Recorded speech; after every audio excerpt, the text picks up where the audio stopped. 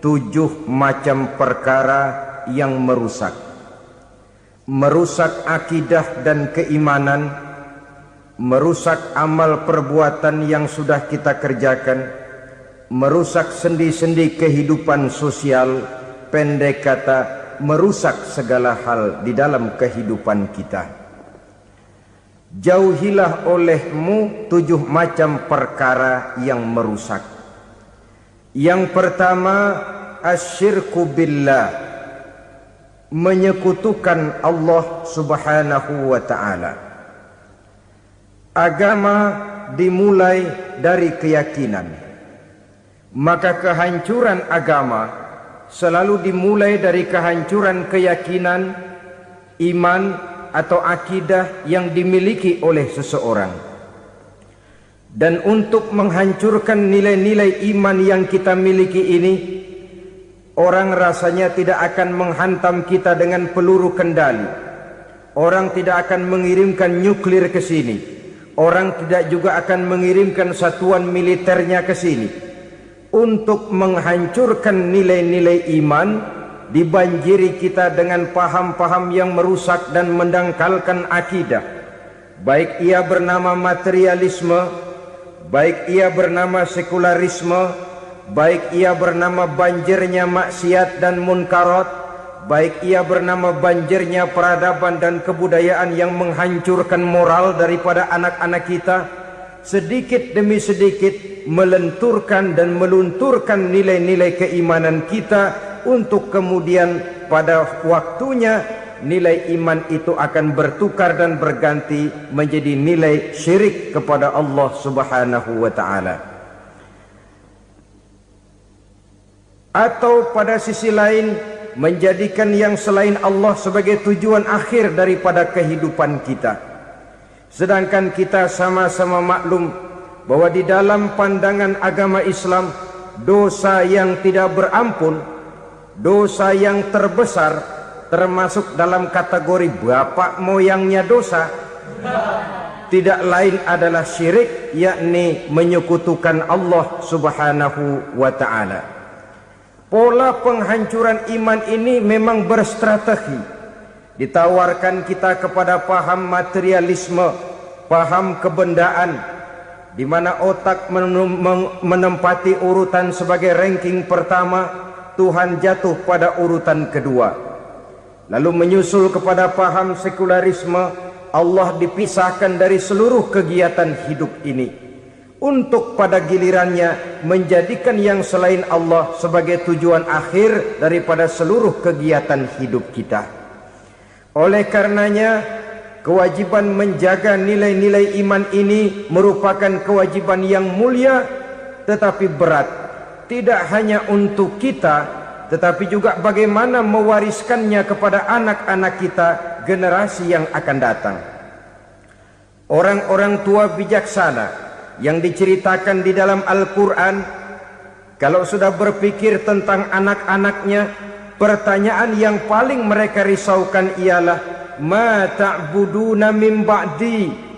Anakku, kalau pada satu saat aku, ayahmu sudah tidak ada lagi di dunia ini, meninggalkan kamu semua, ma ta'buduna min ba'di, apa yang akan kamu sembah nak?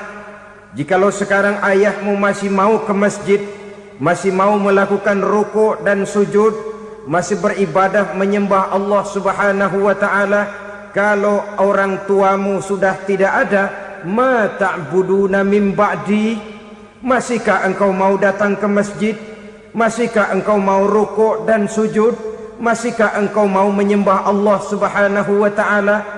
Pertanyaan ini yang dipikirkan oleh Nabi Yakub kepada putra-putranya. Pertanyaan ini yang diteruskan oleh Nabi Ibrahim kepada anak-anaknya. Pertanyaan ini yang diwariskan oleh generasi ulama'us salafus saleh kepada para generasi berikutnya. Bagaimana kita generasi sekarang? Kita orang-orang tua sekarang bukan berfikir ma ta'buduna min ba'di, malah yang kita fikirkan ma ta'kuluna min ba'di.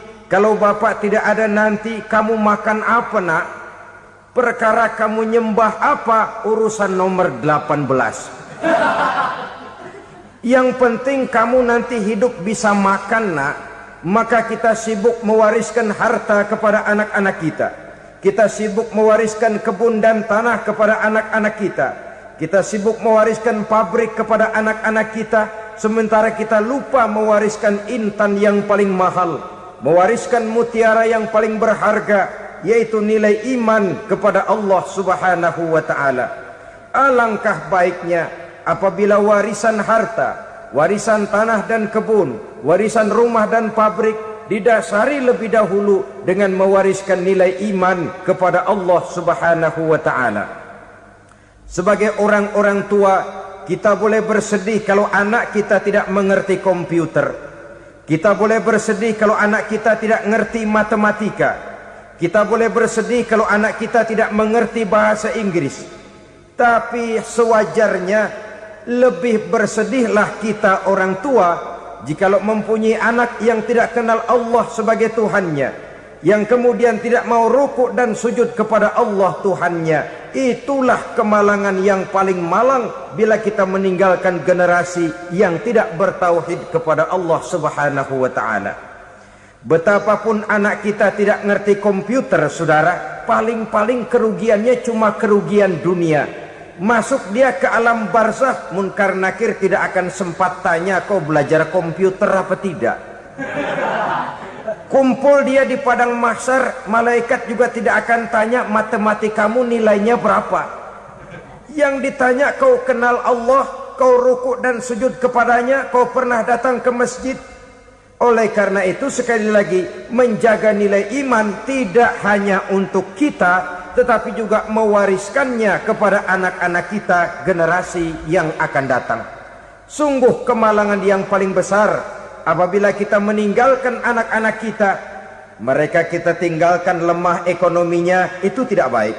Mereka kita tinggalkan lemah otaknya, itu pun akan membuat mereka tertinggal oleh yang lain.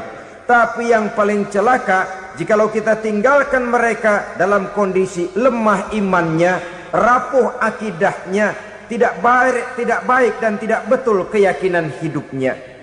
Oleh karena itu Nabi berpesan, jauhilah 7 perkara yang merusak. Yang pertama, syirik kepada Allah Subhanahu wa ta'ala. Menyekutukan Allah baik dalam ucapan, dalam keyakinan ataupun dalam perbuatan. Ini perkara pertama yang termasuk 7 perusak besar di dalam kehidupan. Kalau sudah jatuh kita ke lembah syirik, bagaimanapun banyak kebaikan yang kita kerjakan, berjiwa sosial, bertangan pemurah, gemar menolong orang lain, kalau memang dasarnya syirik, maka seluruh kebaikan kita akan hancur, tidak akan ada nilainya dalam pandangan Allah Subhanahu wa ta'ala. Dalam pandangan manusia mungkin kita dicatat sebagai orang sosial, gemar menolong orang lain, tidak berpangku tangan melihat orang yang mendapat kesulitan. Tapi oleh karena dasarnya syirik, dasarnya tidak mentauhidkan Allah, maka seluruh nilai kebaikan yang kita kerjakan tidak akan ada nilainya dalam pandangan Allah Subhanahu wa ta'ala. Maka jagalah iman kita, jangan sampai dihinggapi penyakit syirik yang bagaimana kecilnya sekalipun. Sekali lagi, baik syirik dalam bentuk ucapan, syirik dalam bentuk keyakinan, sampai kepada syirik dalam bentuk perbuatan, kita berhindar kepada sifat-sifat yang sedemikian itu. Karena apa? Dalam satu ayat Quran Allah Subhanahu wa ta'ala menjelaskan, innallaha la yaghfiru ayyushraka bih wa yaghfiru ma duna dzalika liman yasha. Allah tidak akan memberi ampun kepada orang-orang yang menyekutukannya, tapi Allah masih mau memberikan ampun kepada dosa-dosa yang selain itu bagi orang-orang yang dikehendakinya.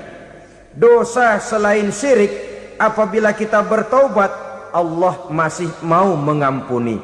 Tapi kalau sudah jatuh ke tempat syirik, itu sudah dosa yang tidak berampun. Taubatnya tidak lain melepas syirik, kembali kepada tauhid, berkeyakinan bahwa hanya ada Allah Subhanahu wa ta'ala, Tuhan satu-satunya, yang lam yalid walam yulad walam yakul lahu kufuwan ahad.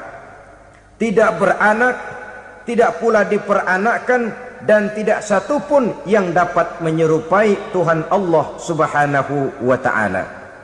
Saudara-saudara kaum muslimin rahimakumullah, bahwa kita di zaman sekarang memang tidak menyembah berhala, ya. Bahwa kita tidak berterang-terangan mengatakan Tuhan lebih dari satu, memang. Bahwa kita tidak berkeyakinan Tuhan itu punya anak atau diperanakkan, tentu. Tapi dalam perbuatan dan i'tiqad kita kadang-kadang jatuh tanpa kita sadari ke tempat yang bernama syirik ini. Oleh karenanya, di zaman di mana teknologi makin canggih, di mana kemajuan pembangunan makin menjangkau berbagai aspek kehidupan, diperlukan keseimbangan antara kemajuan fisik material dengan kemajuan mental spiritual. Apabila tidak ada keseimbangan, yang terwujud tentulah kepincangan, yang diawali dengan pincangnya cara kita berpikir, sehingga pada akhirnya akan mengarah kepada pincangnya cara kita berbuat dan bertindak di dalam kehidupan kita. Oleh karena itu Nabi berpesan, jauhilah sifat syirik, karena syirik merupakan dosa yang teramat besar. Ini sifat merusak yang pertama. Yang kedua kata Nabi, wasihra, jauhilah sihir. Sihir ini juga termasuk perkara yang merusak kehidupan. Kita semua sama-sama maklum bahwa sihir sebenarnya bukan persoalan baru. Sejak sebelum datang Islam, sihir itu sudah ada. Di zaman Yunani kuno, sihir ada. Di zaman Mesir kuno, di zaman Cina kuno, dan yang lain-lain yang serba kuno, sihir itu sudah ada. Bahkan para nabi pun, para rasul yang diutus oleh Allah Subhanahu wa ta'ala, senantiasa berhadapan dengan ahli-ahli sihir untuk menguji kebenaran dari misi yang mereka bawa. Sihir adalah perbuatan di luar kebiasaan yang bisa dikerjakan oleh ahlinya dengan bantuan jin atau setan. Hukum mempelajari sihir adalah haram, mengamalkannya lebih haram lagi. Sebab itu saudara-saudara, sihir merupakan perbuatan merusak yang harus kita jauhi. Ciri-ciri daripada perbuatan sihir, pertama, ia mengandung tipuan, bayangan khayal. Di zaman Nabi Musa misalnya, orang melihat tambang-tambang itu seperti ular. Nabi Musa melayangkan tongkatnya menjadi ular-ular besar yang memakan ular-ular kecil ciptaan tukang-tukang sihir Fir'aun tadi. Lalu sihir bisa terjadi dengan bantuan jin kafir atau setan. Kemudian ciri yang ketiga, sifatnya halus dan tersembunyi. Taruh kata ada seorang ahli sihir yang mempergunakan ayat-ayat Quran sebagai jompa-jampe, sebagai baca-bacaan, itu cuma sekedar kedok. Tujuannya tidak lain menjadikan agama sebagai ketok untuk membenarkan cara yang dimurkai oleh Allah Subhanahu wa ta'ala. Satu hadis yang diriwayatkan oleh Imam Bazar dan Tabrani, Nabi berpesan, laisa minna man tatayyara lahu au takahhana au tukuhhina lahu au sahira lahu. Tidak termasuk ke dalam golonganku, kata Nabi. Tidak termasuk umatku. Siapa mereka? Man tatayyara lahu, orang yang bertatoyur. Apa tatoyur itu? Dari kalimat toyaro, artinya terbang. Toir biasa diartikan dengan burung. Tatoyaro percaya kepada suara-suara burung. Man tatayyara lahu, mempercayai, meyakini dengan benar-benar kepada suara beburungan. Kan suka ada itu, nah bunyi burung tuh, maling liwat. Maling liwat. Burung bunyi, maling liwat. Itu termasuk tatoyaro lahu, percaya kepada suara burung. Kan aneh kalau suara orang nggak dipercaya, suara burung malah dipercaya. Ada ustadz ceramah, kiai ngaji, nggak mau didengerin, burung dengerin bener. Nah, suaranya dari sebelah mana? Belah kulon. Nah, itu tandanya ano. Habis dihitung-hitung. Itu termasuk tatoyaro lahu. Au takahana, atau bertenung, au tukuhina, atau minta ditenungkan, au sahirolahu, atau melakukan perbuatan sihir, atau minta disihirkan. Laisa minna, tidak termasuk ke dalam golonganku, kata Nabi. Sehingga dengan demikian saudara-saudara, menghadapi sihir dengan sihir sekalipun termasuk perbuatan yang tidak diajarkan oleh agama. Kita kan mempelajari sihir untuk jaga diri, tidak apa-apa. Yang dilarang mengamalkannya, dilarang juga mempelajarinya. Sebab orang kalau sudah mengetahui, biasanya lalu terangsang untuk mencoba. Kalau percobaannya berhasil, biasanya terangsang untuk coba lagi dan coba lagi. Pada akhirnya ketagihan, lalu beralih menjadi profesi, apalagi itu nanti bisa mendatangkan hasil uang. Saudara-saudara kaum muslimin rahimakumullah, kita manusia makhluk nyata. Kita hidup di alam nyata, terikat oleh sunnatullah, causality. Oleh karenanya, bagi kita keyakinan yang penuh, keikhlasan di dalam bertuhankan Allah, penyerahan diri sepenuhnya hanya kepadanya, itu sudah merupakan obat penangkal yang sangat ampuh agar kita tidak terkena penyakit-penyakit yang dibuat oleh setan dan para pembantunya. Sehingga beberapa ayat Quran mengajarkan, misalnya a'udzu bikalimatillahi tammati min syarri ma khalaq, atau bismillazi la yadurru ma'asmihi syai'un fil ardi wala fis sama, dengan menyebut nama Allah yang tidak bisa mendatangkan bahaya sedikit pun, dari baik yang datang dari langit maupun yang datang dari bumi. Jiwa yang kosong dari keyakinan yang penuh kepada Allah, jiwa yang penuh was-was dan ragu-ragu, itu yang mudah terserang oleh penyakit-penyakit yang dikerjakan oleh para tukang-tukang sihir, yaitu oleh setan dan seluruh para pembantunya.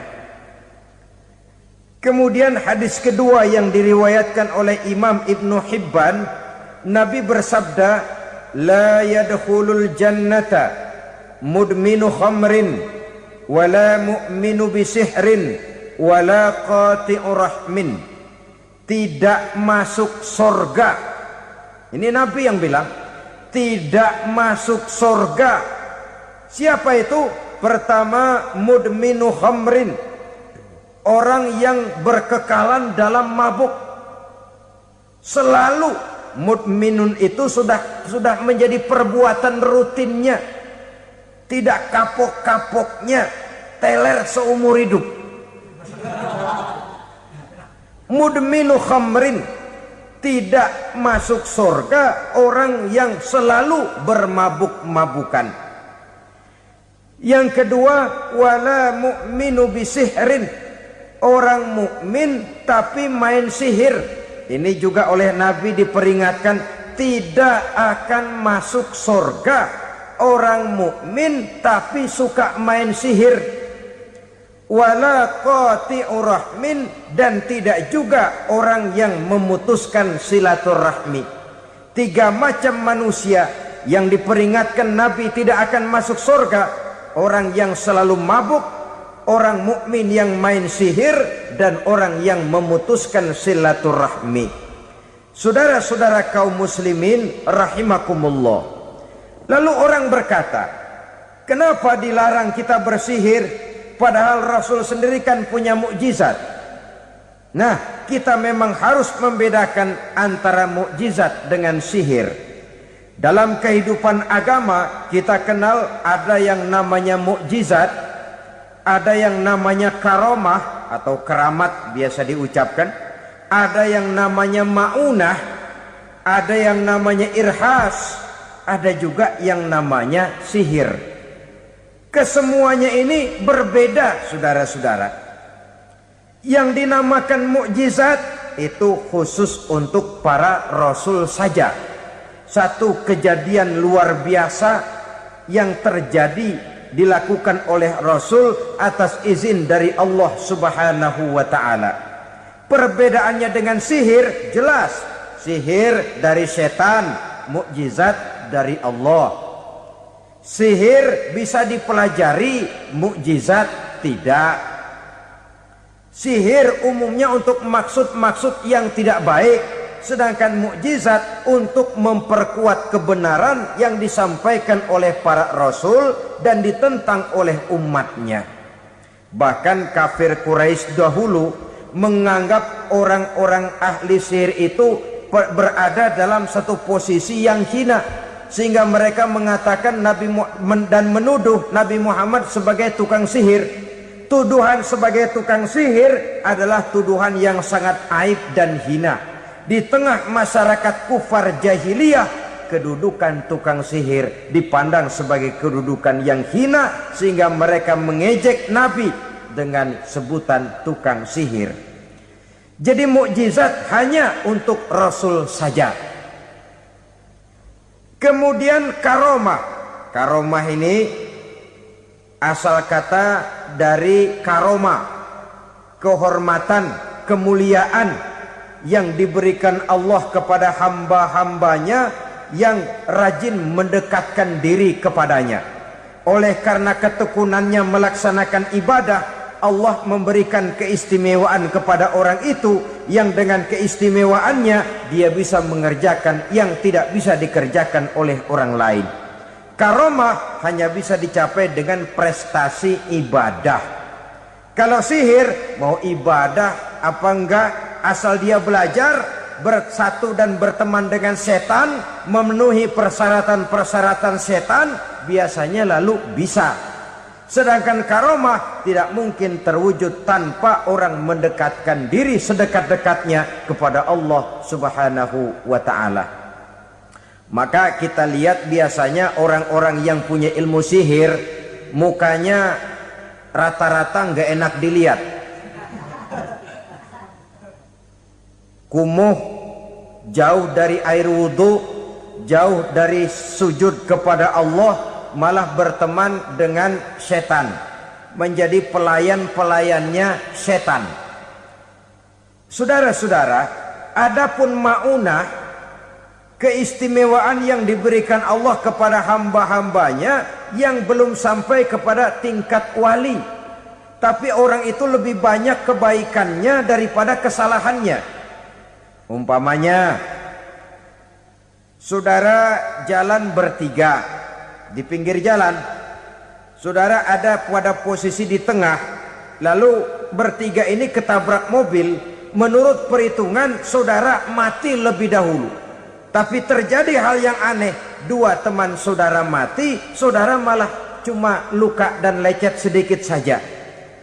Apa itu? Kalau kita lebih banyak kebaikannya daripada kesalahannya, itu yang dinamakan maunah, pertolongan yang diberikan Allah kepada hamba-hambanya yang lebih banyak kebaikannya daripada kesalahannya. Sedangkan yang dinamakan irhas, kejadian luar biasa pada diri seseorang pada waktu dia masih kecil, yang menunjukkan tanda-tanda keistimewaannya. Itu umumnya pada para nabi pada usia kecilnya sudah ada irhas, tanda-tanda istimewa. Jelas baik mukjizat, karomah, maunah maupun irhas berbeda dengan sihir. Sihir ini jelas saja merupakan bantuan dan persekutuan antara manusia dengan setan. Padahal setan, kata Allah dalam Al-Quran, innahu lakum aduwwum mubin, sesungguhnya setan bagi kamu adalah musuh yang sangat jelas. Saudara-saudara kaum muslimin rahimakumullah, di zaman sekarang dalam menghadapi beban kehidupan yang makin pelik, menghadapi stres yang tidak kunjung selesai, menghadapi persoalan-persoalan yang teramat berat, orang sering mencari jalan keluar kepada hal-hal yang menurut pendapatnya bisa meringankan beban moralnya itu. Pergilah dia mencari sesuatu yang dapat meringankan bebannya. Dan tidak jarang yang jatuh ke pangkuan tukang-tukang tenung, ke pangkuan tukang-tukang sihir, yang mereka itu oleh Quran dijelaskan kadzabal munajjimun walau sodaku. Tukang-tukang tenung, tukang-tukang sihir, mereka itu bohong walaupun benar. Maksudnya bohong walaupun benar artinya kalau yang mereka kerjakan benar itu sih kebenaran. Benar dengan kebenaran itu lain. Kebenaran, kebetulan bisa, tapi tidak untuk selalu. Apalagi kalau itu sudah membahayakan kehidupan orang lain. Jadi oleh karena itu Nabi berpesan jauhilah daripada sihir. Kalau sudah jauhilah dari sihir artinya ya jauhilah daripada mempelajarinya, jauhilah daripada bergaul dengan orang-orang yang ahli di bidang itu, karena dari pergaulan segalanya bisa menular. Baiklah saudara, ini yang kedua.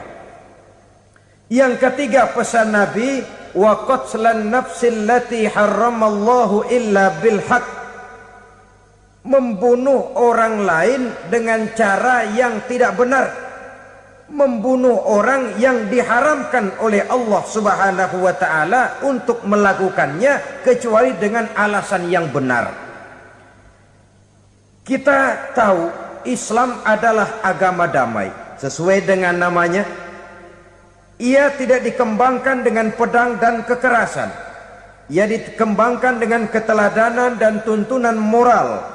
Oleh karena Islam bukan agama kekerasan, Islam pun tidak mementingkan dan mengajarkan kekerasan kecuali dengan alasan yang benar dan bisa dipertanggungjawabkan. Membunuh dengan sengaja, menghilangkan nyawa orang lain tanpa alasan yang bisa dibenarkan adalah merupakan dosa besar dan satu di antara 7 perkara yang bisa mendatangkan kerusakan dalam kehidupan dan yang hendaknya harus kita jauhi. Saudara-saudara kaum muslimin rahimakumullah, beberapa waktu yang lalu di sebuah kota kecil yang indah bernama New Auckland. Saudara tahu New Auckland? Itu dari Gunung Kidul masih ngidul lagi. Pernah diadakan satu seminar yang membicarakan bagaimana menyelamatkan masyarakat manusia dari bahaya Perang Dunia Ketiga. Diperkirakan kalau terjadi Perang Dunia Ketiga, manusia tidak akan tersisa. Sebab apa?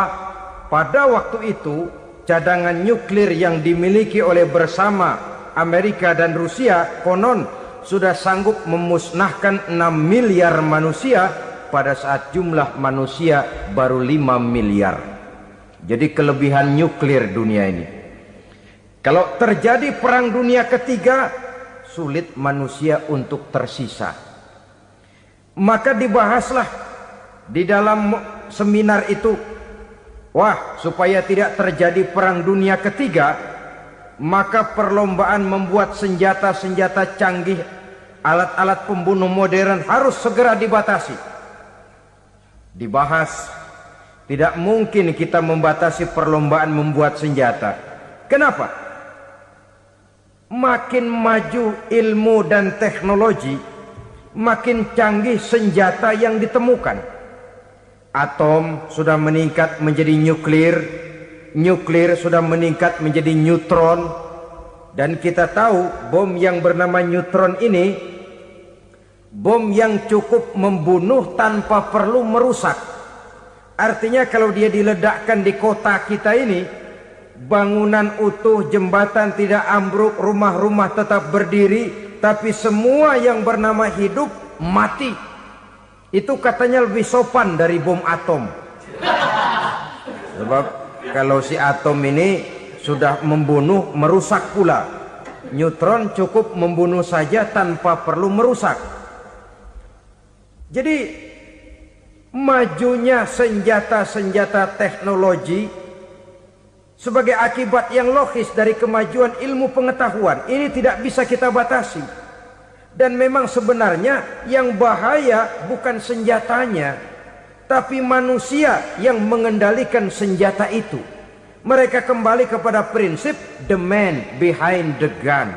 Bukan senjatanya yang bahaya, tapi manusia yang mengendalikan senjata itu yang bahaya.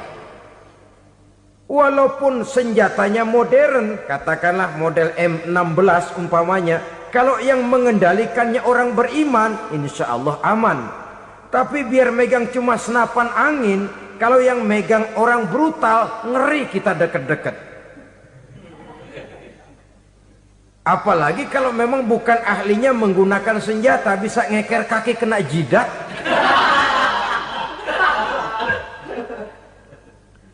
Mereka kembali kepada prinsip lama yang tetap baru. Bukan senjatanya yang harus dibatasi, manusia yang mengendalikan senjata itu yang perlu dibicarakan. Nah, kalau begitu, agar manusia tidak mempergunakan senjata sewenang-wenang, apa yang harus kita lakukan? Ya, manusianya harus bermoral. Ya, tapi moral yang mana? Di dunia ini banyak ajaran tentang moral. Itu pun mudah saja. Di sini kan kita undang saja ahli dari berbagai agama untuk membicarakan konsep perdamaian menurut agamanya masing-masing. Baik, setuju itu, setuju. Maka tampillah para ahli agama, mereka kembali kepada prinsip moral daripada konsep yang terkandung di dalam ajaran agama untuk menegakkan perdamaian. Mula-mula naiklah ahli dari agama Hindu, dibacakan konsep perdamaian menurut ajaran agama Hindu, bahwa untuk damai manusia harus meninggalkan nafsu keduniaannya, menempuh samsara dan sebagainya untuk mencapai nirwana, menjauhi kemegahan dan kemewahan dunia. Ini lalu dibahas, rasanya juga tidak mungkin ini. Kemudian dari agama Nasrani, bahwa untuk damai manusia harus menciptakan sifat kasih sayang. Kalau ditampar pipi kiri, berikan pipi yang kanan. Kalau diberikan selendang, berikan baju. Nanti orang kasihan, lalu dia tidak akan nampar lagi. Ketika ini dibahas, ternyata rasanya pun tidak mungkin bisa diterima. Karena apa? Di zaman sekarang orang ditampar pipi kiri, dikasih pipi kanan. Bukan kasihan, gemes. Damai belum tentu, bonyok udah jelas. Lalu ketika dibacakan konsep perdamaian menurut Quran, di mana disampaikan ayat wa jazaa'u sayyi'atin sayyi'atun misluha faman afa wa aslaha fa ajruhu 'ala Allah.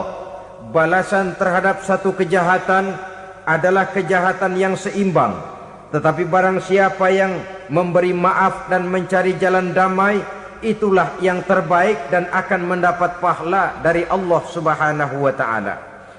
Kamu tidak salah ditampar pipi kirimu, tampar lagi pipi kirinya sekeras dia menampar pipi kirimu.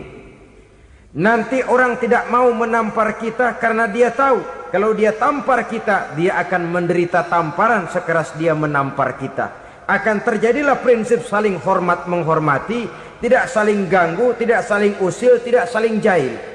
Atas dasar ini perdamaian bisa ditegakkan. Mereka bisa menerima konsep ini, tapi kemudian seminar ditutup tanpa satu keputusan resmi. Kenapa? Terus terang mereka kagum dengan konsep Islam, tapi sentimen lama terhadap nilai-nilai Islam telah menutup mata mereka untuk menerima kebenaran dari ajaran Al-Quranul Karim. Saudara-saudara kaum muslimin rahimakumullah, kembali kita kepada persoalan pokok. Roh adalah dari Allah. Dia akan kembali kepada Allah, milik mutlak dari Allah.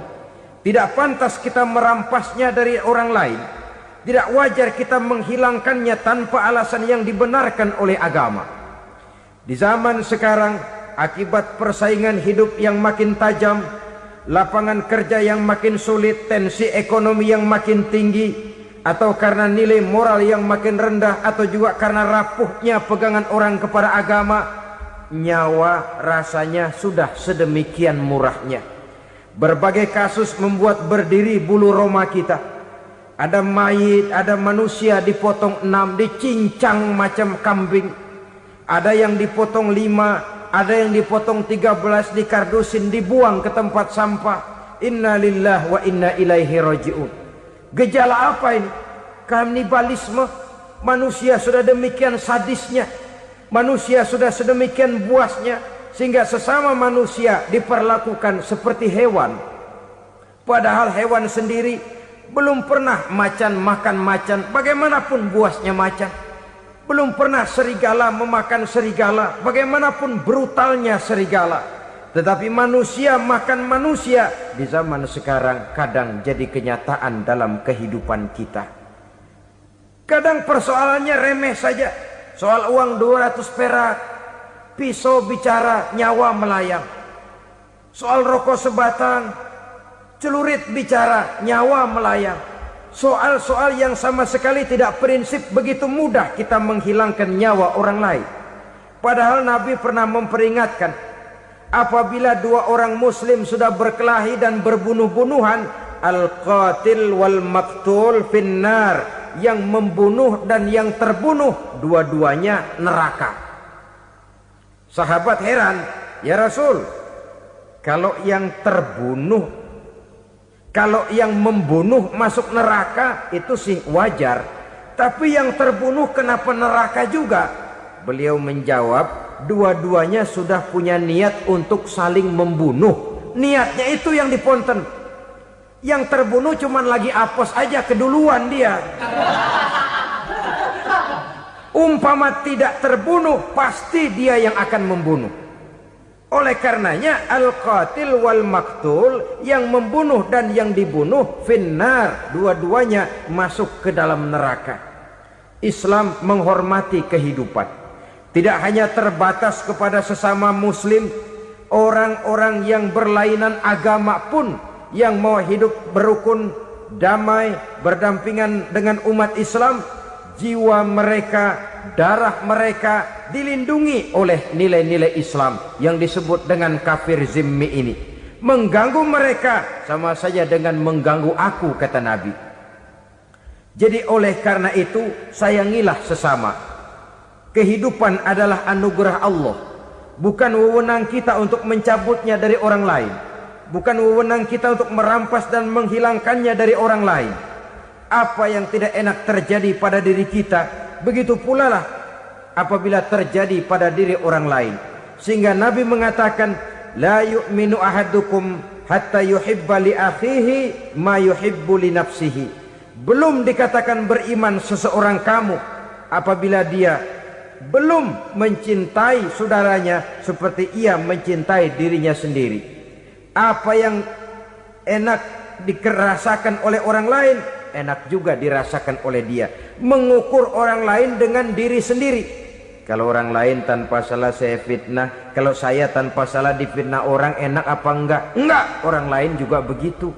Kalau orang lain tanpa salah saya tempeleng kepalanya, enak apa tidak? Tidak. Orang lain juga begitu. Yang tidak enak terjadi pada diri kita, tentu tidak enak juga kalau terjadi pada orang lain. Mengukur orang lain dengan diri sendiri, sehingga tidak timbul sifat egois, tidak menari di atas bangkai orang lain, tidak mendirikan kebahagiaan di atas untayan air mata orang lain. Sehingga dengan demikian saudara-saudara, dia bisa menghormati kehidupan, menghormati orang lain sebagaimana dia ingin dihormati. Inilah perbuatan ketiga yang merusak, membunuh orang lain dengan yang diharamkan Allah tanpa alasan yang benar. Yang ketiga. Kemudian yang keempat, perbuatan merusak wa aklar riba, makan riba. Hidup adalah tolong menolong. Bahasa kerennya take and give katanya. Saling memberi dan saling menerima. Nabi mengajarkan man kuraba kurbatan min kurabid dunya karaballahu lahu kurbatan min kurabi yaumal qiyamah. Wallahu fi aunil abdi madamal abdu fi auni akhihi. Siapa yang meringankan beban dari beban-beban yang dirita seseorang di dalam kehidupan dunia, Allah akan meringankan bebannya daripada beban-beban yang harus dipikulnya di hari kiamat nanti. Wallahu fi aunil abdi madamal abdu fi auni akhihi. Allah senantiasa akan menolong seorang hamba selama hamba itu masih mau menolong saudaranya. Allah selalu akan menolong seorang hamba selama hamba itu masih mau menolong saudaranya. Apabila kita sudah berpangku tangan terhadap kesulitan orang lain, biasanya pun pada saat kita mendapat kesulitan, kita akan sulit juga memperoleh pertolongan. Nah, riba alias renten, kedoknya adalah menolong orang, tapi sama juga bulu buntutnya dilepas, palanya dicekek. Menolong orang pada akhirnya menjadi beban bagi seseorang, dan memang mencari orang-orang yang berada dalam posisi kesulitan. Biasanya di daerah-daerah di mana musim paceklik jadi lapangan kerja sulit, sedangkan urusan perut tidak bisa ditunda, akhirnya orang terjebak ke dalam rentenir, ke dalam riba, ke dalam renten, bunga berbunga, sehingga satu saat jumlah bunganya bisa lebih besar dari jumlah pinjaman pokoknya. Kemudian kalau juga ternyata tidak bisa dibayar, rumah jadi taruhan. Memang rumah satu-satunya, begitu rumah ditarik mulain camping. Bukankah pada akhirnya akan mewariskan kesengsaraan? Oleh karena itu, kepada kita berusahalah jangan berhubungan dengan rentenir, jangan makan renten dan riba. Kepada mereka yang melaksanakan riba, walaupun mendatangkan keuntungan materi, tapi percayalah harta yang didapat dengan jalan riba tidak akan membawa keberkahan. Manakala tidak membawa keberkahan, dia tidak akan mendatangkan ketenangan di dalam kehidupan kita.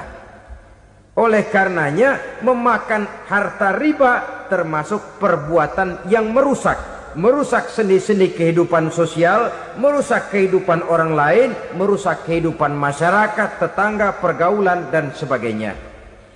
Yang kelima, wa akla malil yatim, memakan harta anak yatim dengan cara yang zalim. Nih, memang lezat. Anak yatim itu nggak tahu urusan apa-apa. Kita diamanahkan untuk mengurusinya. Kadang-kadang dibentuklah panitia penyantunan yatim piatu. Yatimnya mah tetap kelaparan, panitianya yang pada gendut.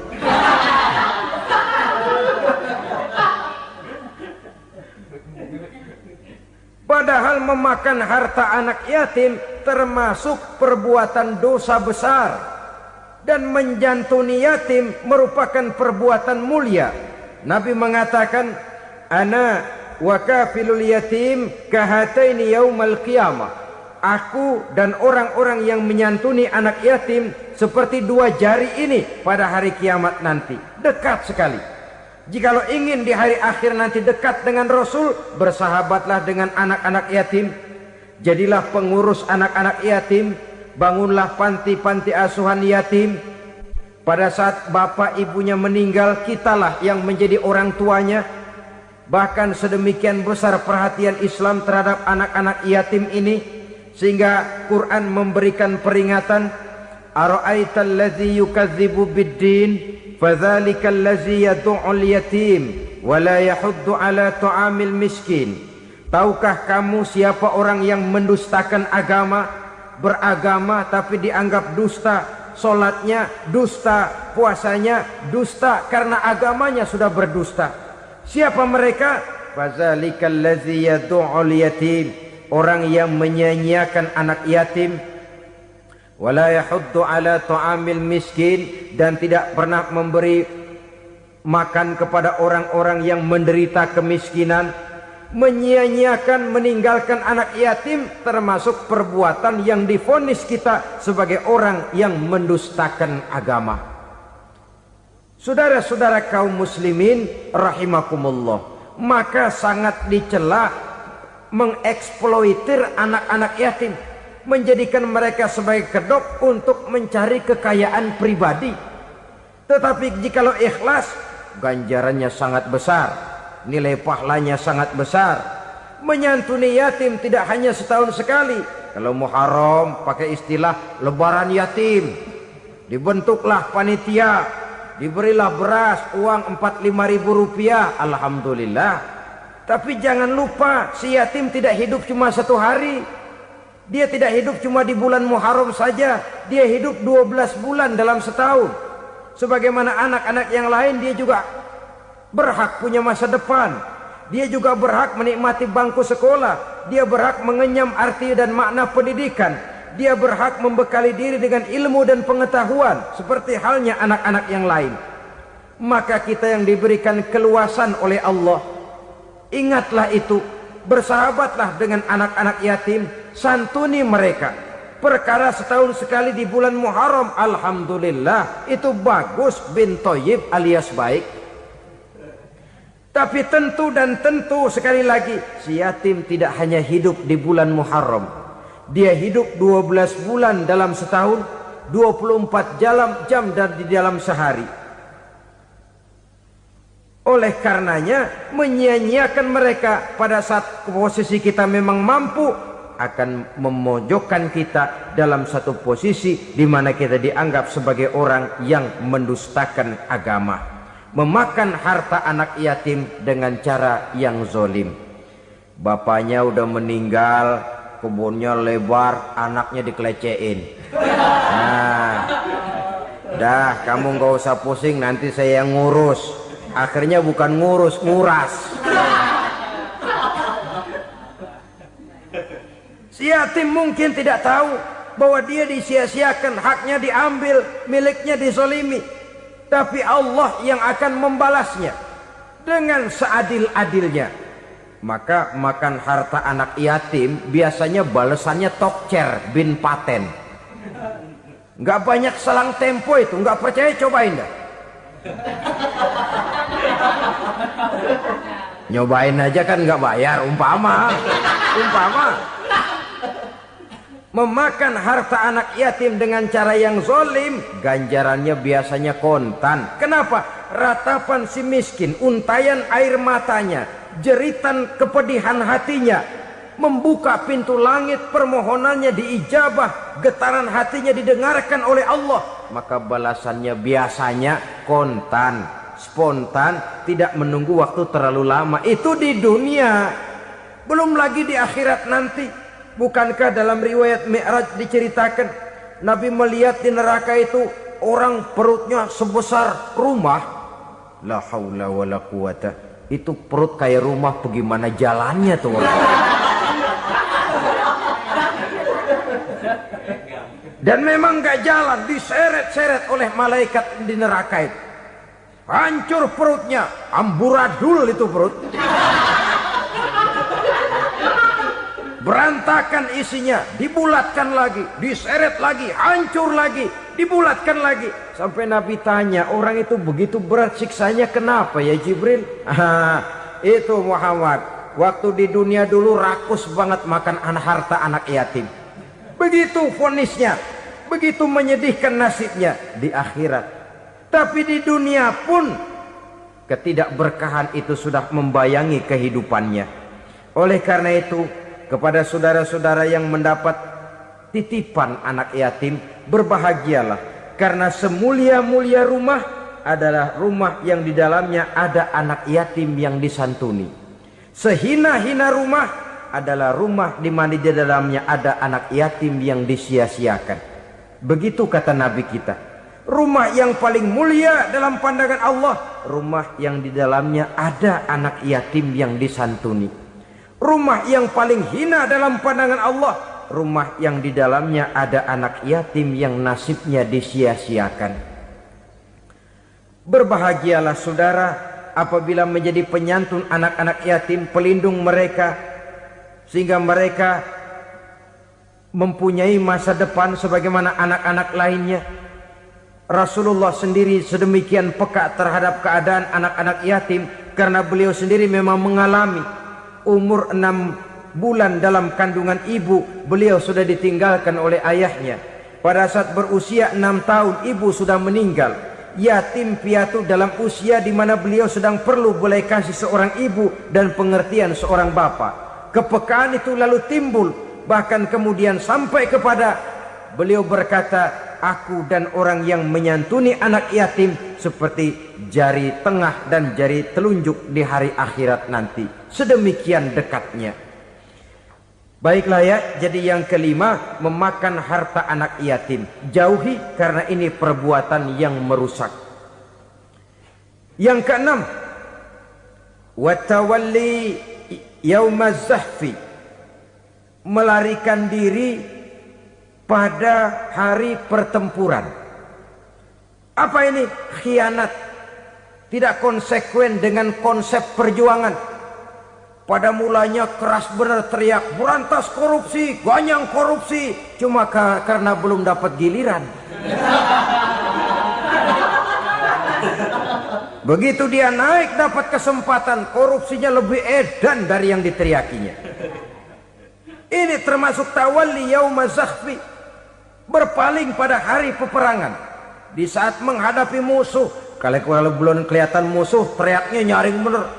Jangan takut demi kebenaran sampai titik darah yang paling penghabisan. Musuh belum kelihatan.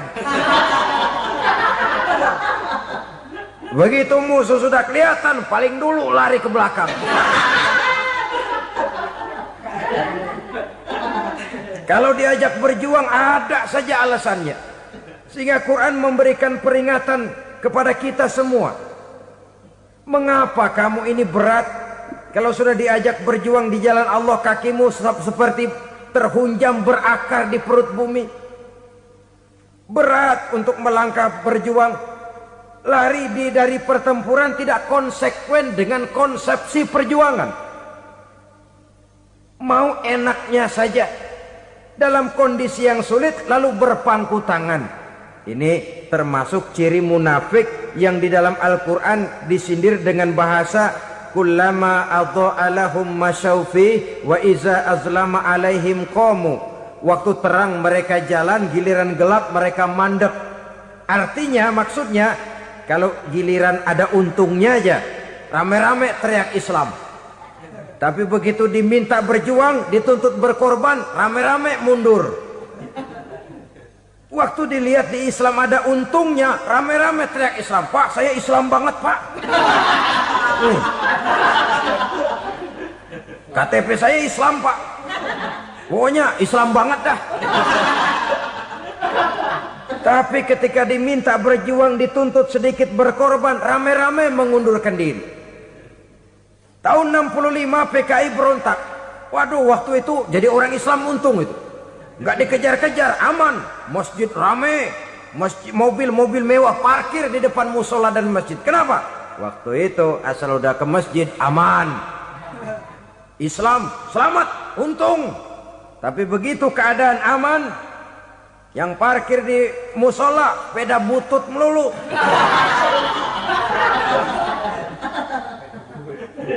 Waktu terang mereka jalan, waktu gelap mereka berhenti. Dikala di Islam ada untungnya, baru wah Islam bagus, Islam hebat.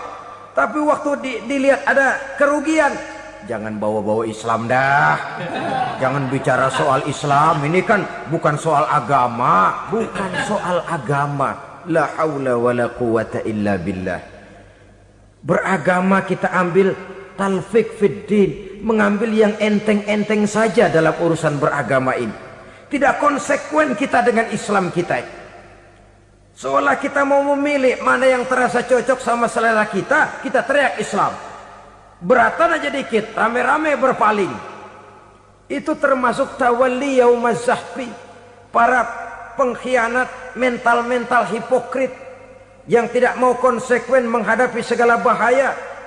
itu termasuk perbuatan yang merusak. Kenapa? Kalau cuma dia saja yang lari, mungkin tidak jadi soal. Tapi larinya ini akan mempengaruhi orang lain. Nah, pengaruhnya itu yang dicegah.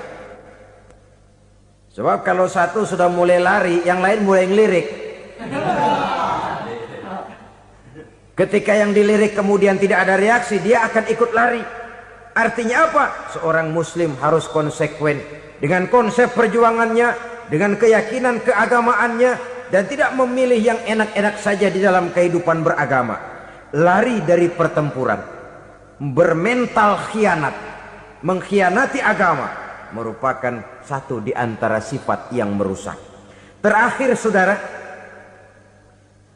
wa qazfal muhsanatil ghafilatil mu'minat, menuduh perempuan baik-baik yang tidak tahu menau tentang tuduhan yang dituduhkan kepadanya, menuduh perempuan mukmin yang baik-baik yang tidak tahu menau tentang tuduhan yang dilakukan kepadanya. Fitnah lebih bahaya daripada pembunuhan. Orang yang tidak salah bisa hancur namanya, orang yang berniat baik bisa ambruk perjuangannya oleh karena fitnah. Sehingga dikatakan al-fitnatu asyaddu minal qatli. Fitnah lebih bahaya daripada pembunuhan. Maka memfitnah ini termasuk satu dosa di antara 7 hal merusak yang harus kita jauhi semampu kita, semampu-mampunya. Mengupayakan sebisa-bisanya jangan sampai terjebak ke dalam hal yang demikian. Nah, saudara-saudara, inilah saja pertemuan kali ini. Mudah-mudahan ada manfaatnya. Semoga Allah memberikan kekuatan zahir dan batin kepada kita untuk bisa menjauhi 7 perkara yang merusak ini.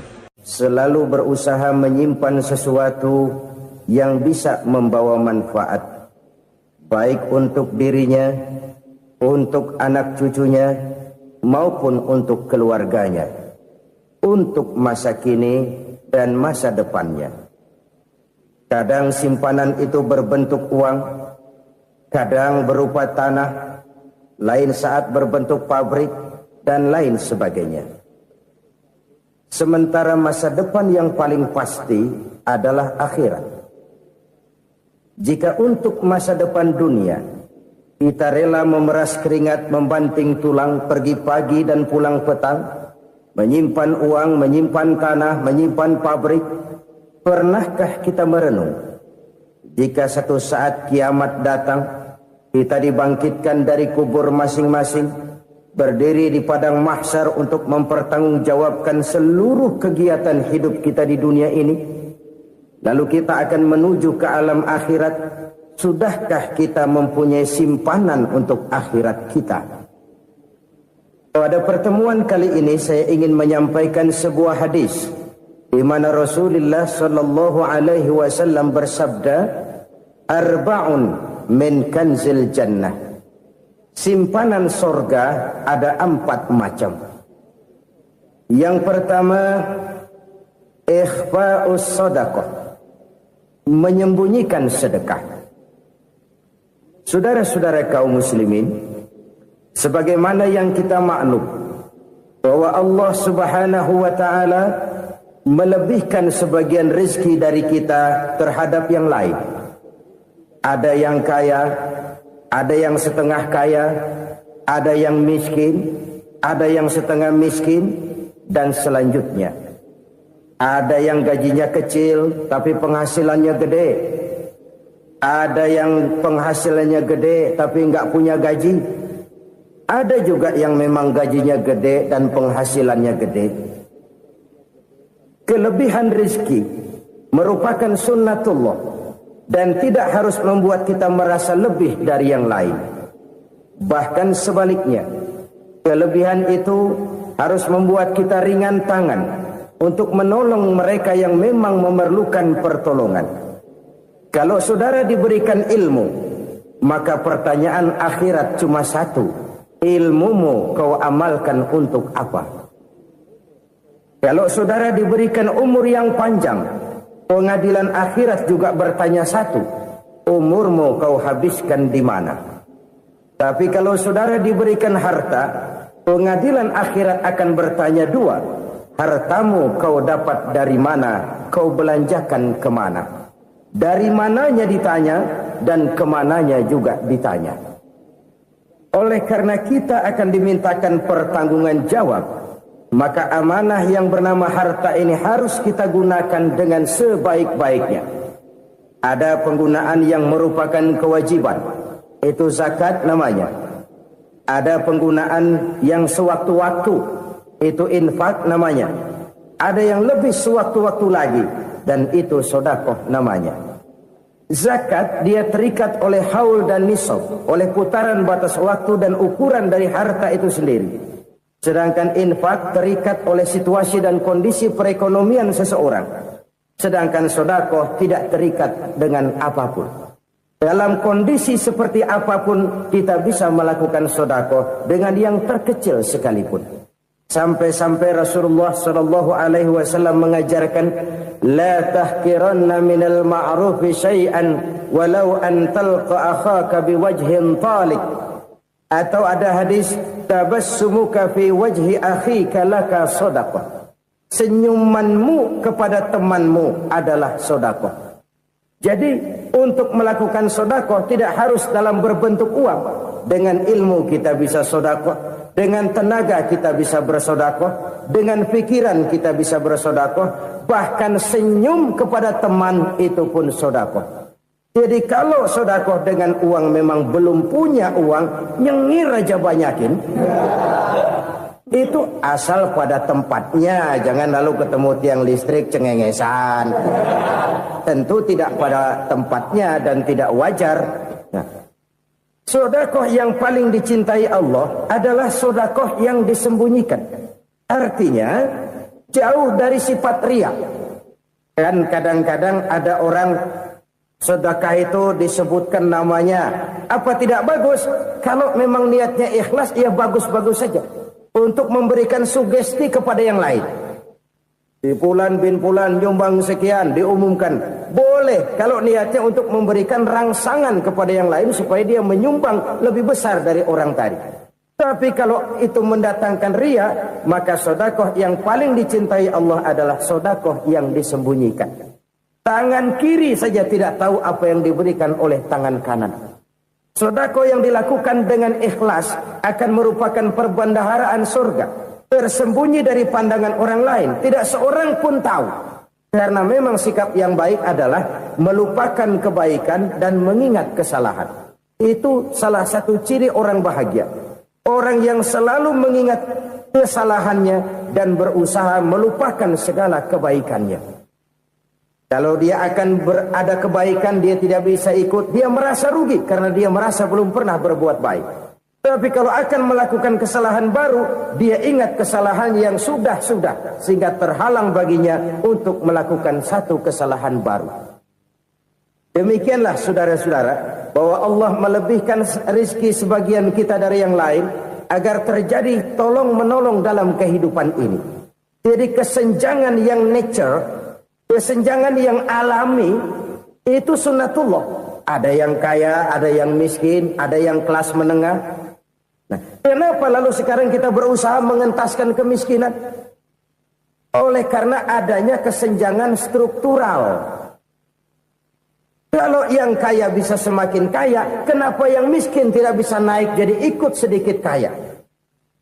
Sebab pada dasarnya Islam adalah agama yang sejak turunnya sudah berupaya memerangi kemiskinan.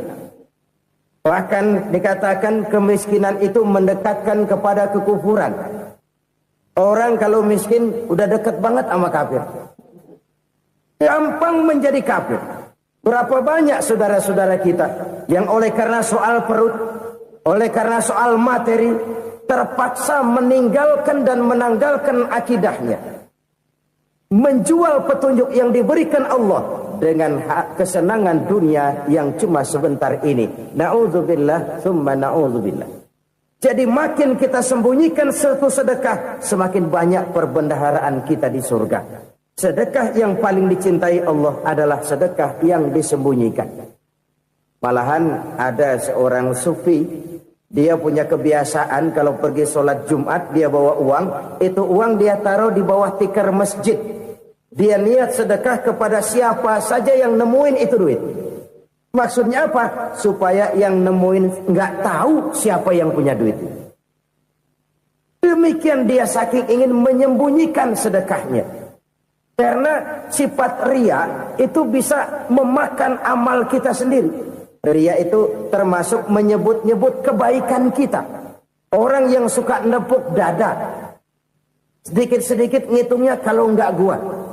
Oh, kalau nggak gua tuh yang belah situ, kalau nggak gua. Iya, kalau nggak lu kenapa emang? Orang yang suka menepuk jasa, biasanya memang begitu, saudara-saudara. Kalau perang lagi berkecamuk, orang nggak sempat ngaku jadi pahlawan. Tapi begitu perang selesai, yang kagak kenal bedil ngaku pahlawan, mas. Itu sesuatu yang biasa. Oleh karenanya, orang-orang yang ikhlas dalam bersedekah, disembunyikannya sedekah itu, Allah cinta betul. Malahan ada hadis memberikan jaminan, inna sadaqatal mar'il muslimi tazidu fil umri wa tadfa'u mitatas su'i. Sesungguhnya sedekahnya seorang mukmin tazidu fil umri, bisa menambah umur panjang. Wa tadfa'u mitatas su'i, dan menyelamatkan manusia dari mati secara su'ul khatimah. Jadi siapa yang kepengen panjang umur, banyaklah sedekah. Yang bosan hidup, pelit terus. Sedekah menambah panjang umur dan menyelamatkan manusia dari mati secara su'ul khatimah. Pak, katanya umur itu nggak bisa ditambah, nggak bisa dikurangin. Kapan? Kalau ajal sudah datang. Wa idza jaa ajaluhum la yastakhiruna sa'atan wa la yastaqdimun. Kalau ajal datang tidak bisa dimajukan, tidak bisa dimundurkan. Itu kalau ajal sudah datang. Tidak bisa lagi umur ditambah dikurangi, sudah datang. Tapi kalau belum datang, itu kan haknya Allah. Mau ditambah, mau dikurangi, hak prerogatif Allah. Sebagai pencipta manusia, Allah Maha Kuasa dan Maha Mampu.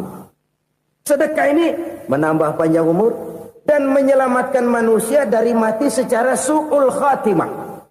Orang mati kan sama ya, kondisinya mati, nggak nafas. Tapi hakikat mati kan lain-lain. Ada yang mati itu husnul khatimah, baik akhirnya. Misalnya lagi ngaji mati, lagi sholat mati, lagi sedekah mati. Ini yang dinamakan dengan husnul khatimah, baik di akhirnya. Sebaliknya ada yang su'ul khatimah, jelek di akhirnya. Ini yang jadi catatan akhir. Lagi nyekek botol, mampus. Lagi banting kartu, modar. Su'ul khatimah, jelek pada akhirnya. Sedekah menyelamatkan manusia dari mati secara su'ul khatimah. Dan kita semua kepengen mendapat husnul khatimah, jauh dari su'ul khatimah. Oleh sebab itu yang bisa menyelamatkan kita dari penyakit itu antara lain adalah sedekah yang disembunyikan. Yang dikerjakan dengan ikhlas karena Allah. Tidak karena kepengen dipuji orang. Tidak karena ingin dikatakan orang pemurah. Sebab orang dermawan itu orang yang memberi tanpa harus diminta. Kalau masih harus diminta, ya belum dermawan namanya. Masih harus diminta. Kalau nggak diminta ya tulus. Lolos, polos. Saudara-saudara kaum muslimin rahimakumullah. Harta adalah amanat dan akan kita pertanggungjawabkan. Allah melebihkan rizki sebagian kita dari yang lain agar kita saling tolong menolong. Bantu membantu. Nabi janjikan siapa yang meringankan beban saudaranya muslim di dunia, Allah akan meringankan bebannya di akhirat nanti. Sebuah jaminan dari baginda Nabi. Si orang yang kita bantu barangkali tidak bisa membalas, Allah yang akan membalas lewat jalan lain yang tidak pernah kita sangka-sangka. Ada orang tanya, Pak, ini ada orang nyumbang masjid sambil marah-marah, bagaimana? Saya bilang sumbangannya aja ambil, marahnya jangan. Marahnya jangan diambil, itu urusan dia. Saudara-saudara kaum muslimin rahimakumullah. Umat Islam ini kan umat yang punya potensi besar. Kadang kita merenung, kenapa kadang-kadang pembangunan masjid kok lambat sekali? Kalau hotel hari ini peletakan pertama, bulan depan peresmian. Supermarket hari ini peletakan batu pertama, minggu depan peresmian. Tapi kalau sudah yang namanya masjid, kadang-kadang peletakan batu pertama sekaligus jadi batu terakhir. 3 tahun, 4 tahun, campur nebar jalak di jalanan, duit dijaring kayak ikan sepat. Apa tidak ada orang Islam yang kaya? Banyak. Apa tidak ada pengusaha muslim yang jadi konglomerat? Ada. Lalu yang belum banyak itu yang komit terhadap nilai-nilai agamanya. Akhirnya kita jatuh jadi umat yang lemah. Belum ada pengusaha konglomerat muslim buka pabrik supermi cap beduk misalnya umpamanya atau pabrik kecap cap sorban supaya identitas keislamannya sedikit kelihatan. Kita jatuh jadi umat yang lemah karena potensi tidak terinventarisir dengan baik. Kita ini ibarat kompor yang cuma matengin nasi orang lain. Potensi kita dimanfaatkan oleh orang lain. Ukhuwah Islamiyah kita baru terbatas kepada silaturahmi. Ukhuwah di bidang ekonomi kita lemah. Ukhuwah di bidang kebudayaan kita lemah. Apalagi ukhuwah di bidang politik kita lebih rapuh lagi. Padahal ukhuwah itu adalah totalitas kehidupan manusia. Menyangkut ipolek sosbud. Memerlukan nilai-nilai ukhuwah. Jadi oleh karena itu mari kita menyadari, di dalam harta kita, walaupun kita yang cari, pergi pagi, pulang sore, peras keringat, banting tulang, di sana ada harta anak yatim. Di sana ada hak masjid, di sana ada hak pesantren, di sana ada hak jihad. Berbahagialah seseorang apabila dia oleh Allah dijadikan keran. Keran itu menyimpan air, tapi tidak untuk dirinya, tapi disalurkannya kepada mereka yang memang memerlukannya. Saudara-saudara kaum muslimin rahimakumullah, ini yang pertama. Jadi perbendaharaan surga adalah menyembunyikan sedekah. Orang lain nggak tahu, kita pun nggak pernah ngitung-ngitung. Kita anggap lewat begitu saja, padahal itu deposit akhirat. Satu. Yang kedua, perbendaharaan surga itu apa?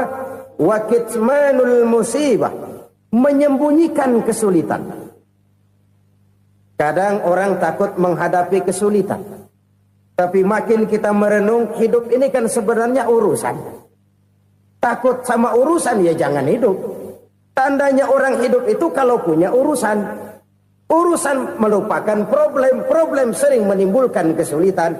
Kesulitan bukan untuk ditakuti, tapi untuk diatasi dan dicarikan jalan keluarnya. Siapa sih orangnya yang gak pernah sulit-sulit?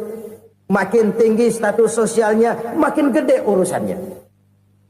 Makin tinggi kualitas imannya, makin berat tingkat kesulitannya. Cuma memang yang namanya enak itu seperti pelangi.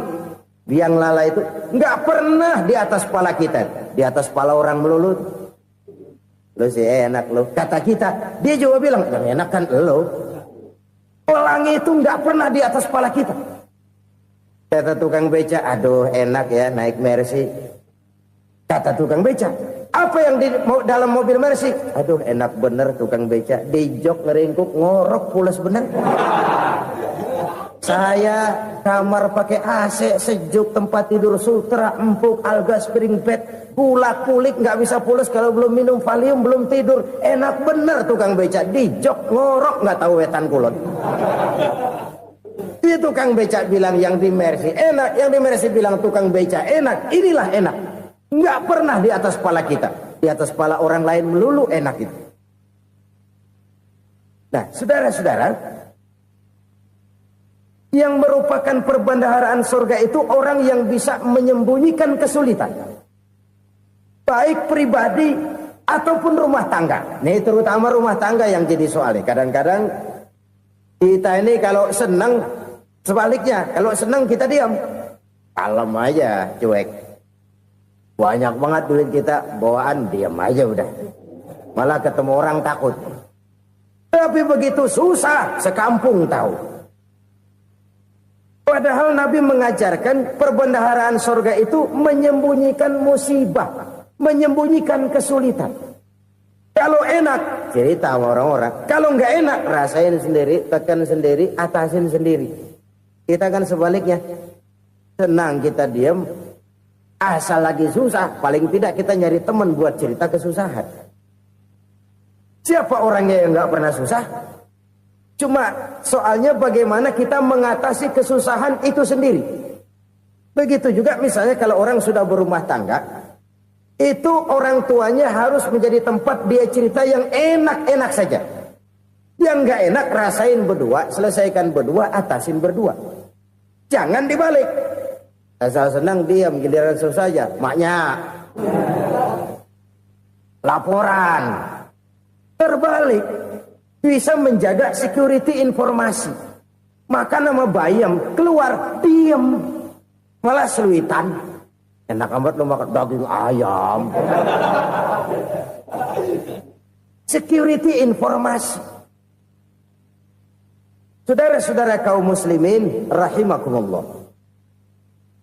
Ujian yang terberat itu yang pernah diberikan kepada para nabi, para rasul, para aulia, para ulama. Makin tinggi keimanan, makin berat bentuk kesulitan. Ayo saya kemukakan satu contoh saja.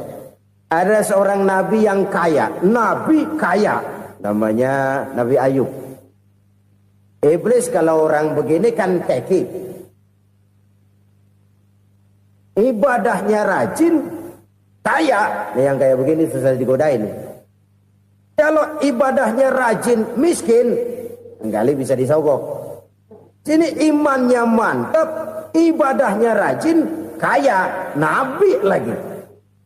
Tapi namanya iblis, nggak kurang akal. Laporan, Tuhan, kenapa Les? Ya ini bahasa saya, bahasa Qurannya sih nggak gitu. Itu hambamu yang namanya Ayub, dia rajin ibadah cuma karena dikasih kaya aja. Coba kasih miskin dia, berhenti dia sembahyang. Ah, kamu bisa aja. Saya tahu Ayub itu hambaku yang ikhlas. Saya buktiin Tuhan, silahkan. Dibuktiinlah, iblis turun ke alamin. Yang mula-mula dia lakukan, dia rusak sawah ladang Nabi Ayub. Dia binasakan binatang ternak Nabi Ayub. Sehingga dalam waktu singkat, jatuhlah Nabi Ayub dari orang paling kaya jadi orang paling miskin. Beliau masih ibadah di mihrab dalam masjid. Datang iblis. Saudara Ayub, ya, lagi ngapain? Ibadah. Nyembah Allah, nyembah Allah. Oh, percuma. Kenapa? Tuhan yang ente sembah nih, dia udah bikin miskin ente. Sawah ladang ente hancur lebur, binatang ternak binasa. Sekarang ente jadi orang paling miskin. Ngapain nyembah Tuhan kayak begitu? Tekor. Udah berhenti dah ibadah, berhenti ibadah. Ini iblis sama Tuhan laporannya lain, yang dikerjakan kepada Nabi Ayub juga lain. Benar begitu iblis kata Nabi Ayub? Iya. Sawah ladang saya habis, buras. Binatang ternak saya binasa, binasa. Saya miskin, bangpak. Apa jawab Nabi Ayub? Bukan innalillahi, ini hebat. Alhamdulillahillazi a'tani wa akhza minni. Segala puji bagi Allah yang telah memberikan harta kepada saya dan sekarang mengambilnya lagi. Alhamdulillah. Allah yang ngasih, Allah yang ambil. Itu mah urusan Allah. Iblis cuman ibadah jalan terus, sujud lagi Nabi Ayub. Iblis seleher gondok banget. Dasar Nabi nggak mempan dia apa-apain. Miskin malah alhamdulillah. Allah yang ngasih, Allah yang ambil. Jadi kalau kita tidak komit, kita tidak terikat kepada kaya, miskin, senang, susah, apa yang bisa bikin kita susah? Jadikan kekayaan, kemiskinan, jadikan senang, susah sebagai anak buah yang bisa kita atur. Jangan kekayaan ngatur kita, jangan kemiskinan ngatur kita. Kita yang harus mengatur mereka. Senang, susah, kaya, miskin, bahagia, sengsara, jadikan itu anak buah yang bisa kita atur. Kalau sekarang kita kaya, lain saat boleh jadi kita miskin, semiskin-miskinnya. Allah yang ngasih, Allah yang ngambil. Tenaga mana yang bisa menghalangi? Ibadah jalan terus. Iblis makin gondok. Dasar Nabi loh. Akhirnya apa? Nabi Ayub dikerjain, diberikan penyakit. Demikian fatal penyakitnya. Bayangin, udah miskin sakit. Masya Allah. Miskin sakit. Sakitnya nggak lama, kira-kira 16 tahun. Istrinya 3, 2 mental minta ceraiin. Ngerawatin laki bengek begini. Senang belum tentu, susah udah pasti nih. Cerai aja, cerai dah. Cerai. Tinggal satu Siti Rahmah yang setia menemani beliau. Sesetia-setianya hati perempuan. Satu saat Siti Rahmah bilang, "Bang, iya, abang kan Nabi, Bang. Lalu, namanya Nabi kan doanya jarang meleset, Bang. Maksud kamu minta kenapa sih sama Tuhan biar abang sembuh baik dah, Bang?" Siti Rahmah, iya. Saya sakit berapa tahun sih dah? 16 tahun, Bang. Sebelum ini saya sehat berapa tahun? Ya kira-kira 60 tahun, Bang. Nah, coba ente banding-bandingin, Rahmah. Saya dikasih sehat 60 tahun. Dikasih sakit 16 tahun. Sudah nggak sabar. Mau doa kepada Allah minta sembuh. Saya malu. Malu kepada Allah. Diuji dengan yang luar biasa seperti ini, tidak mengganggu stabilitas kehambaannya. Dia tetap menghamba kepada Allah Subhanahu wa ta'ala. Saudara-saudara kaum muslimin rahimakumullah. Kunci menghadapi kesulitan itu apa? Allah jelaskan dalam satu ayat, wa basyiris sabirin alladzina iza asabathum musibah qalu inna lillahi wa inna ilaihi raji'un. Gembirakan orang-orang yang sabar. Siapa mereka itu? Yang apabila mendapat musibah mereka kembali kepada keyakinan dasar. Segalanya dari Allah dan segalanya akan kembali kepada Allah. Ini konsepsi dasar dari sikap muslim dalam menghadapi berbagai kesulitan. Segalanya dari Allah, segalanya akan kembali kepada Allah. Kalau ini sudah kondisi dasarnya, maka kita akan lapang menghadapi kenyataan bagaimanapun pahitnya. Apakah itu namanya miskin? Apakah itu namanya sakit, bahkan maut sekalipun. Maut sekalipun. Segalanya dari Allah, segalanya akan kembali kepada Allah. Ini sikap hidup, bukan sekedar ucapan. Kita kadang-kadang menjadikannya sebagai ucapan. Mulutnya sehingga berhenti. Innalillahi wa inna ilaihi raji'un. Tapi nangisnya terus gerung-gerungan. Bukan itu, ini kesadaran moral. Kalau segalanya dari Allah, segalanya kembali kepada Allah, kan sebenarnya cuma nunggu giliran. Hari ini saya nyembayangin dia, entah hari apa saya disembayangin orang. Hari ini saya antar dia ke kubur, entah hari apa orang nganterin saya ke kubur. Hari ini saya tahlilkan dia, entah nanti kapan orang tahlilkan saya. Segalanya dari Allah, segalanya akan kembali juga kepada Allah. Oleh sebab itu saudara-saudara, kesulitan bukan untuk ditakuti. Kesulitan justru untuk diatasi, dicarikan jalan keluarnya. Dan tidak ada orang yang tidak pernah mendapat kesulitan. Tidak ada. Semakin tinggi status sosial, semakin tinggi kualitas keimanan, semakin besar juga tingkat kesulitan. Hanya saja bagaimana cara kita mengatasinya. Dan Al-Quran menyatakan, innama al-usri yusra. Di balik kesulitan itu pasti ada kemudahan. Roda itu berputar. Karena itu Rasulullah sallallahu alaihi wasallam mengingatkan kepada kita, ta'arraf ila Allah fir raha ya'rifka fis syiddah. Ingatlah kepada Allah di waktu kamu senang, supaya Allah ingat kepada kamu di waktu kamu susah. Kalau waktu senang kita ingat kepada Allah, kita susah, Allah tidak akan meninggalkan kita. Tapi kalau waktu senang kita jauh dari Allah, sujud tidak sempat, dengan masjid jauh, ketika senang kita lupakan Allah. Nanti begitu kita susah, Allah lupakan kita. Dan itu menyakitkan. Oleh karena itu orang-orang tua kita dulu bilang, kalau lagi sehat ingat-ingat lu bakal sakit nanti. Kalau lagi kaya ingat-ingat satu saat kita bakal jatuh miskin. Bahkan kalau lagi muda ingat-ingat kita bakal tua. Dan yang terpenting, kalau lagi hidup ingat-ingat kita bakal mati.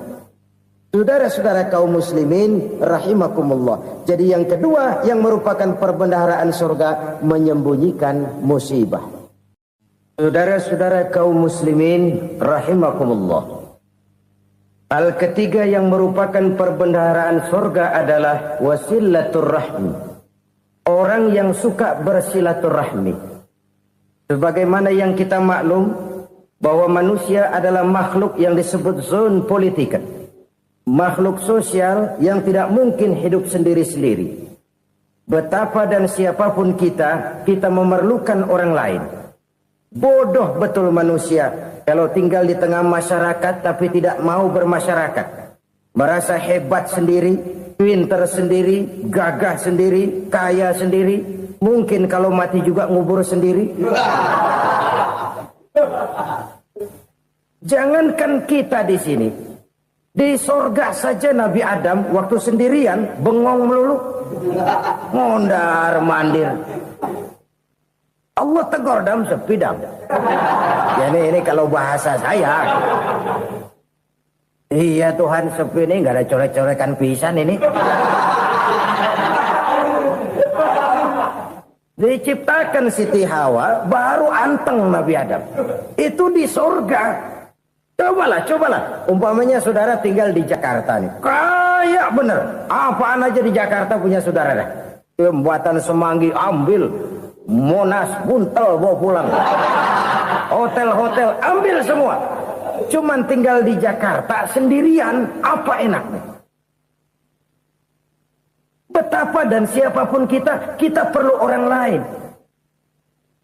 Tidak ada seorang pun yang bisa memenuhi kebutuhan hidupnya secara sendiri-sendiri. Nah, Islam telah menyelamatkan manusia dari ras diskriminasi.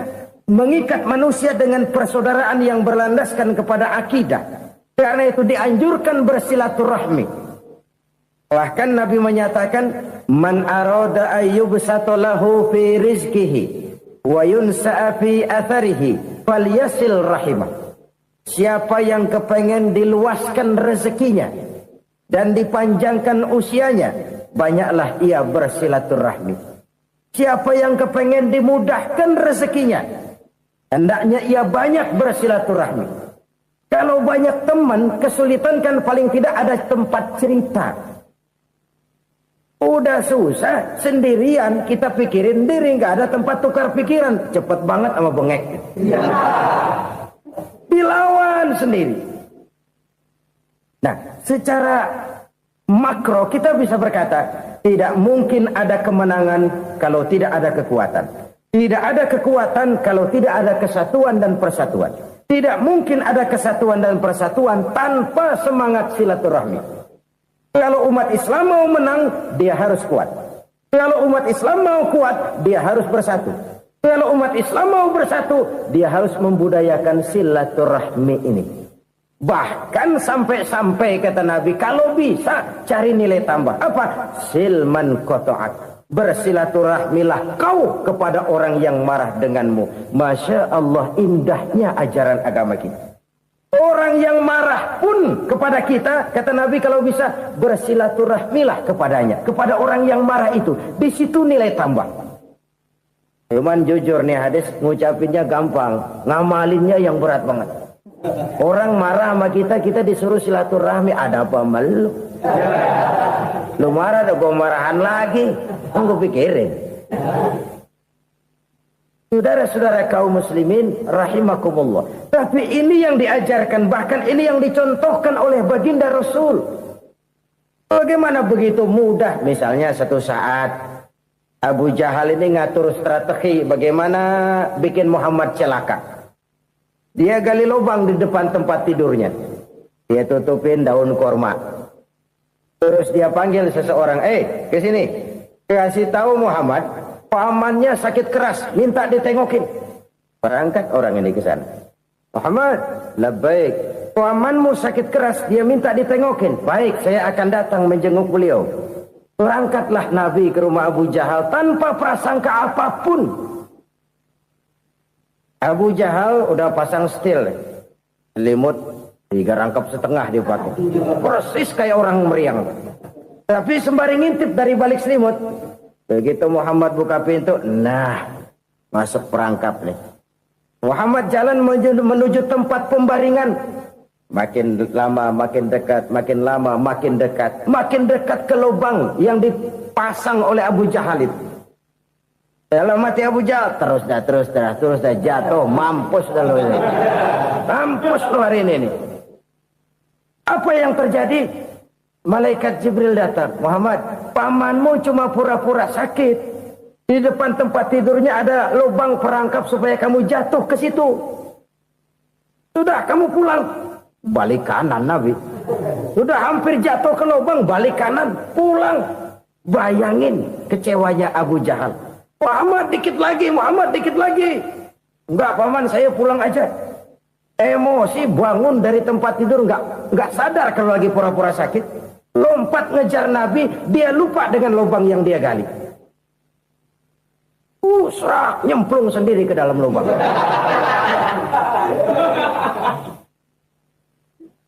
Nabi terus berlalu. Ini terjadi keanehan. Jatuh ke lubang yang dia gali itu sebenarnya nggak terlalu dalam ya, antara 3-4 meteran lah. Tolong saya jatuh ke lubang ini. Datanglah pelayan-pelayannya itu. Angkat saya dari sini. Oh, yang ngulurin tambang. Satu gulung, belum juga nyampe itu tambang. Kurang, beli lagi ke warung. Sambung, ulur lagi, nggak juga bisa sampai. Wah, ini kerjaan Muhammad ini. Tolong, siapa salah seorang kamu ke rumah Muhammad, kasih tahu encangnya kecebur. Minta ditolongin. Sampaikan kepada Rasul. Kenapa? Pamanmu jatuh ke lubang, Muhammad minta tolong diangkatin. Tambang udah nyambung-nyambung nggak nyampe juga. Ya, nanti saya datang, saya tolong. Coba. Nyata-nyata orang berniat jahat mau mencelakakan dia. Datang dia menolong.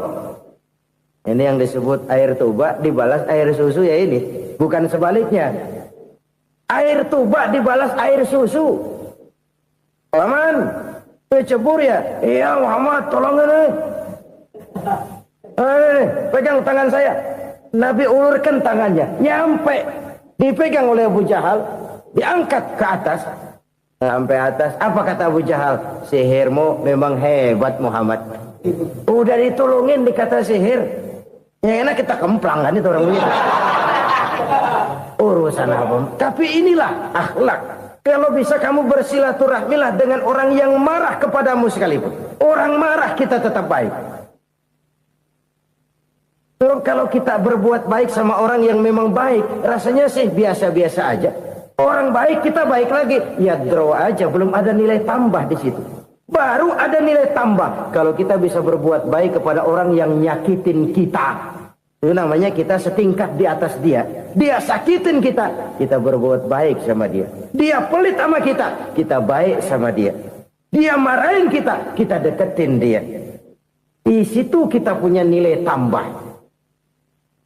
Jadi siapa yang ingin diluaskan rezekinya kata Nabi dan dipanjangkan umurnya, hendaklah ia banyak-banyak bersilaturahmi. Sederhana sebenarnya silaturahmi, tapi silaturahmi membangkitkan semangat kesatuan dan persatuan. Kesatuan dan persatuan melahirkan kekuatan. Dalam matematika 1 ditambah 1 pasti 2. Tapi di tengah masyarakat, 1 orang takut ditambah 1 orang takut, hasilnya jadi 2 orang setengah berani. Kenapa setengah berani? Karena udah berdua. Tadi pan takut sendirian. Kalau dia kumpul turu-turu takut lah jadi berani. Kita yang lemah, kita yang tidak berdaya, kita yang miskin, kalau mau kompak bersatu, apa yang nggak bisa kita kerjain? Apalagi tinggal di kota besar, pilihan cuma 2. Bertahan atau minggir. Bertahan atau minggir. Untuk bisa bertahan harus mampu bersaing. Untuk mampu bersaing harus punya keahlian. Keahlian harus ditunjang dengan pendidikan. Ditambah oleh kekompakan sebagai umat. Udah miskin mencar mulu, orang injek kita. Orang nggak pandang urusan apa yang malu. Oleh karena itu silaturahmi pada hakikatnya merupakan roh dari ukhuwah yang diajarkan oleh agama kita. Bagaimana Islam menyelamatkan masyarakat manusia dari ras diskriminasi, mengikat manusia, dan tidak ada persaudaraan yang lebih indah selain persaudaraan yang diikat dengan nilai-nilai akidah. Sepanjang orang di jalan Allah, itulah saudara kita. Keluar dia dari jalan Allah, selesailah persaudaraan sampai di situ. Karena itu, kalau ingin menyimpan sesuatu di surga, banyaklah bersilaturahmi. Datang ke rumah ini, datang ke rumah itu, dan lain sebagainya. Itu simpanan kita di akhirat nanti. Ini yang ketiga. Saudara-saudara, yang keempat, perbendaharaan surga itu apa? Wa qawlu la hawla wa la quwwata illa billah. Ucapan la hawla wa la quwwata illa billah. Ibadah kan ada yang berat, modalnya besar. Bangun masjid berat, modalnya besar. Bangun rumah sakit berat, modalnya besar. Ada ibadah yang berat, tapi modalnya ringan. Misalnya puasa. Puasa itu berat, mengendalikan nafsu. Kalau sekedar nggak makan nggak minum sih enteng. Mengendalikan nafsu itu jihad terbesar. Tapi kan modalnya ringan, cuma niat saja. Ini ibadah berat, modalnya ringan. Ada ibadah yang ringan, modalnya juga enteng. Seperti termasuk ucapan la haula wa la quwwata illa billah. Tanpa sadar, la haula wa la quwwata illa billah. Nyelengin tuh di surga. Nyelengin, kita nggak terasa. Nyelengin simpenan akhirat. La haula wa la quwwata illa billah. Nyimpan lagi. Kaget. La haula wa la quwwata illa billah. Nyimpan lagi. Banyak simpanan. Walaupun sebenarnya yang dimaksud di sini adalah kesadaran batin. Bahwa tidak ada daya dan kekuatan kecuali Allah. Itu intinya.